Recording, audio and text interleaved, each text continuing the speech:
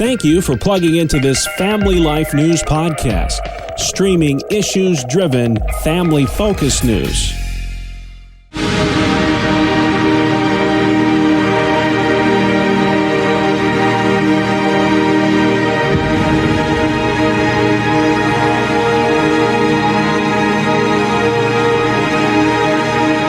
Welcome to another edition of Hometown Heroes on Family Life. I'm your host, Bill Price. Our guest this week, Julie Palmer from Buffalo. She's helping lead the fight to take out human trafficking.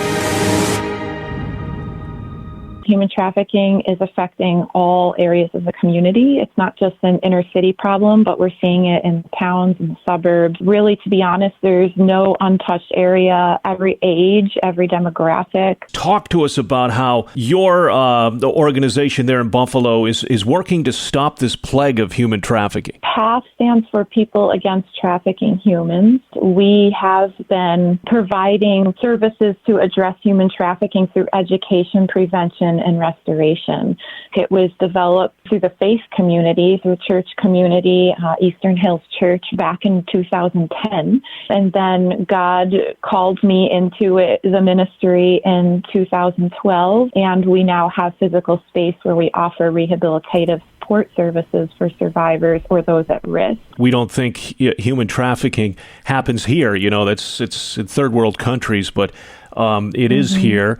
And it is prevalent. And how can folks recognize this crime and then report it? There's a few different red flag indicators that easily community members can be watching for.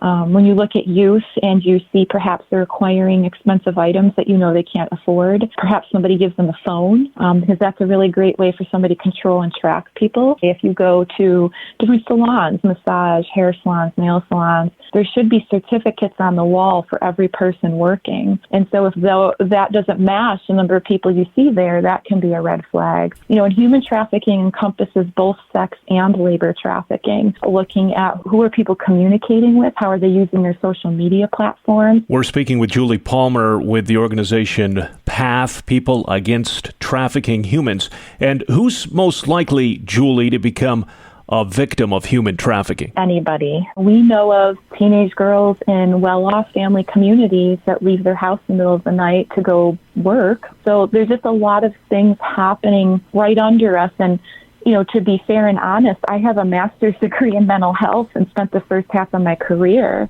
And I did not fully understand what was happening in human trafficking until 9 years ago when I got involved in this. Yeah. So it is a hidden underground issue that the more we know, the more we can address it. Sure. And the more you know, the more you can empower yourself and the more you can protect yourself. And how can people who are listening right now make sure they are never a victim of this heinous crime? Just being more open with your family, with your children. If they have a device, somehow they're going to get exposed. You know, on the gaming systems, people can do chat features. Perpetrators will use those. There's so much access. It is a upsetting issue, but at the same time, there is hope and there is an ability for us to understand it, to prevent it, and then to serve the people that are affected. Yeah.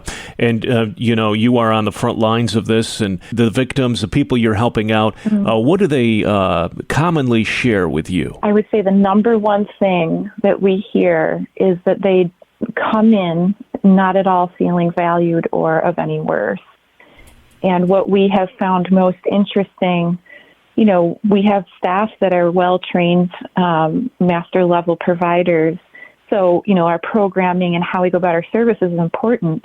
But the one thing we've learned from our client feedback is while they appreciate all that, the thing that has meant the most and been the most transforming is that our staff are actually acting out what we profess in our faith, and that we are demonstrating love, that we are demonstrating they matter and have value, that they were created for a purpose beyond being hurt or exploited by someone.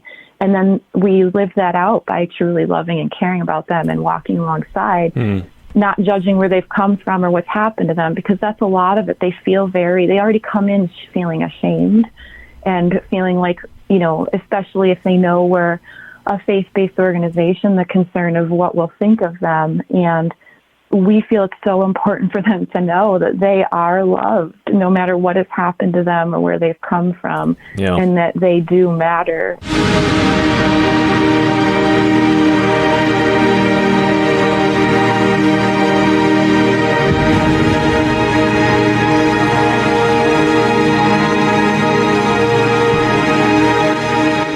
That's Julie Palmer from Buffalo, this week's Hometown Hero.